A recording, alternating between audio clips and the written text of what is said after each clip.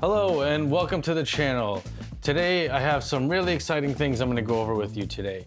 If you've been on my channel, you probably see a lot of different things. I love to cook, I love to do video, film and photography, and I have a recording studio.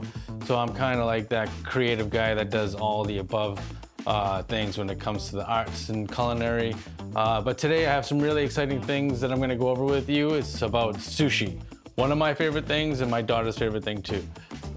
So I have a beautiful piece of salmon, a whole side, and today I'm going to show you how to break it down for slices for nigiri sushi, how to make tartare for usually spicy sushi, and sashimi slices, and stick for maki rolls. So let me go ahead and start my demonstration. I think y'all gonna like it. It's one of my favorite things to do. It's one of my favorite things to eat. And let's get rocking, let's go. Okay, so as you can see here, we have a full side of salmon here. We're gonna trim it down and start getting it ready to make all of our sushi with. Normally in a professional kitchen, we would have a better cutting board and a bigger space, but we have what we work with at home. And it's very important to have a sushi knife. You don't necessarily need one, but I do recommend having one. They're designed for sushi. This one's a little bit small. This one was very, very inexpensive, very cheap. And I got this, I think, in New York City at an Asian market. But anyways, I'll get into some more details of why they're so good. We start off by flipping over the side of salmon. Then you want to go down, and I sometimes like to spin my cutting board. I go ahead, you make the incision here around the bloodline and just kind of go at about a 45 or 30 degree angle, getting the bloodline on each side. Remove the bloodline. You don't want to take out too much of the flesh. When you get to this area here, there's going to be a lot of bones on this side. So you want to start angling the knife a little bit more down and getting all of that out. And then again, angle it down, get that whole centerpiece out, and then you should be left with just this much for scrap. And that's it. That's the only waste you'll have. Throw that in the trash.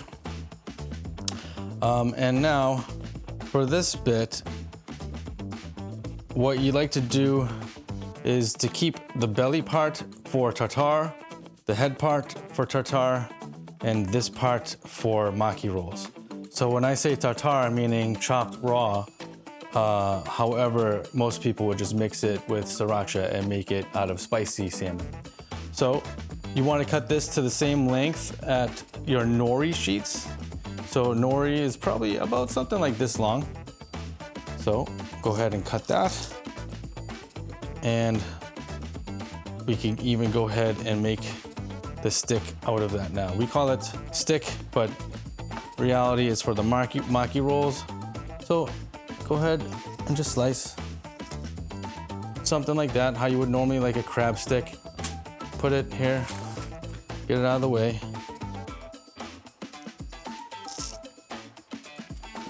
Sometimes you can make them a little bigger, a little smaller, depending on what rolls you're making it. If you want to do hozamaki, you do a little smaller. You make a fresh roll, you can make it a little bigger.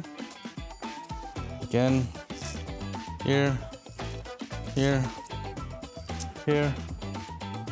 All right, and here we have our stick. And then let's go ahead and go back to this, and then just kind of, what I like to do here is go ahead and trim off the belly. So this is the belly of the salmon. Go ahead and trim that up. Now we have this. We'll chop this up into our spicy rolls and tartare. Now I'm gonna go ahead and spin this around because I'm a lefty. To make your slices, some people can go ahead and slice this down and they make a saku kind of brick out of it, and then they can make slices this way.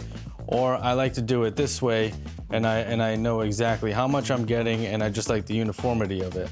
So what you normally do, take maybe your hand, or if you have a to-go of a little soy sauce package, you would measure out that of your soy sauce package. But about 4 fingers is usually pretty good. So 4 fingers, something like that, make a slice. Now I'd like to talk a little bit about sushi quality fish. Sushi quality fish, you're gonna find it frozen mostly. I like it frozen personally. I think it's good to have. When you get sushi grade quality fish, when it's caught at sea, it's rapidly frozen in a blast freezer to about minus 40 degrees, and that's extremely cold. There's other processes going on there too, but that's ultimately what's going to kill any bacteria. Nothing is going to survive past negative 40 degrees, so that's kind of why they do it. So as you can see, it's still a little frozen. I like cutting it like this. Ultimately, it gives me more control. I can now be able to preserve my salmon a little bit longer, and also I get really nice slices out of it. So I'm gonna go ahead and continue with this. Okay, I'm gonna put this over here just to get it out of the way. Again, 4. Okay. All right. And get one more out of that. Alrighty. That's probably a little bit too big, but no worries. Now here is the head of the salmon. You can use this for either you can use this for more spicy or tartare, or you can make more stick out of it. I am going to go ahead and make a little bit more stick out of it. Yeah. You know, I'm going to keep this to the side for now. I'll get to that later. Now let me show you how to make the neta, which is for our sushi with the rice on top nigiri. Now, when you're doing it, always make sure you have some sort of paper towel or some sort of towel down. Kind of prevents the salmon from sliding everywhere. So when you're slicing, it's not going everywhere.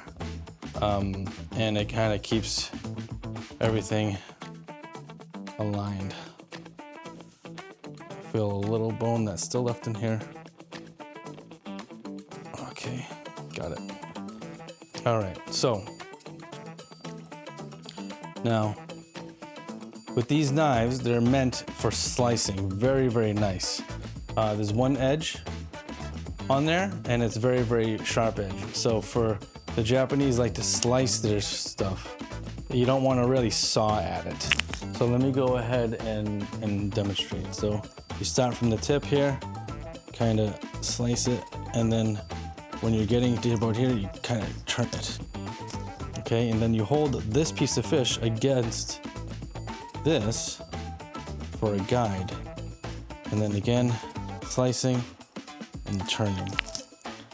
And when you're slicing and turning, it's also beneficial to keep that on the rice almost like a cup. It helps it adhere to the rice a little bit more. Okay.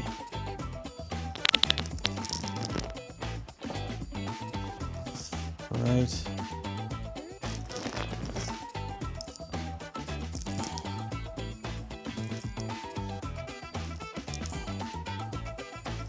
When you get here, you got to kind of straighten it out a little bit, only because it's a little bit thicker. Okay. Ooh. There we go. And then spin it around. And then here you want a really big angle at it. Maybe you can even start it off by just trimming up this piece here. You can probably get away with it, or you can use it for spicy. I'm gonna go ahead and keep it because I love my nigiri. And then still slice and slice and slice. Okay, we're getting to the bigger parts, so kind of straighten it out a little bit as you go. And straight. Okay, now you're gonna get a piece that's gonna look something like this. No fear, you can either use it for your spicy tartare, or you can go ahead and trim it up and kind of keep it for your maki rolls. Put it over in the maki pile. So when you are done slicing your fish, you should have something that looks a bit like this. kind of nice, good slices. Still a little frozen, but as you can see, that's a perfect slice. Let's get the nice little archway. Everything's good. But now I'm gonna show you how to do sashimi.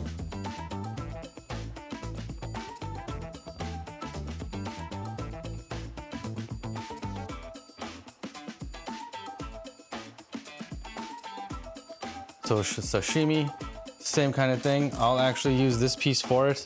I'll kind of trim it up, make it look a little bit pretty. Use that for spicy. Same thing here. I'll trim that up, make it look a little pretty. All right. And then we have nice pieces for sashimi. Get your paper towel. Make your slices. All right. I always like to go against the grain. You can kind of see the grain this way, and this is the fat line too. You don't want to go with it, you want to go against it. So you're gonna turn the fish this way, kind of have a little bit thicker slices there. So, okay.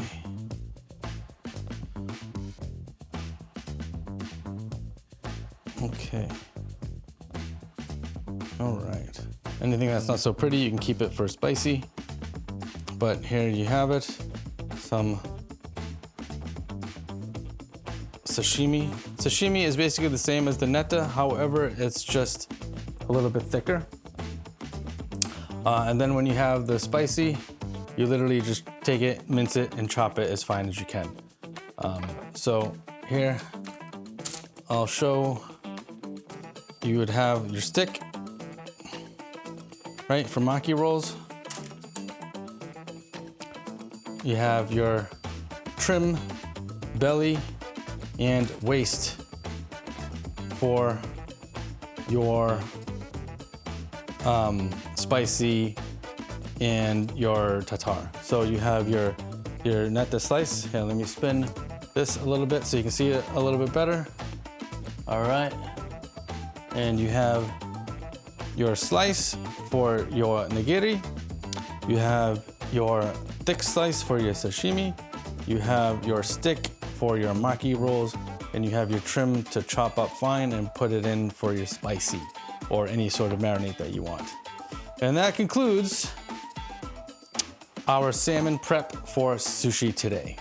I hope you all enjoyed. If you did, give it a good thumbs up, a good like, and comment, share. Hopefully this worked out for you. Let me know in the comments where you're watching this from and if you have any other questions. All right, thank you.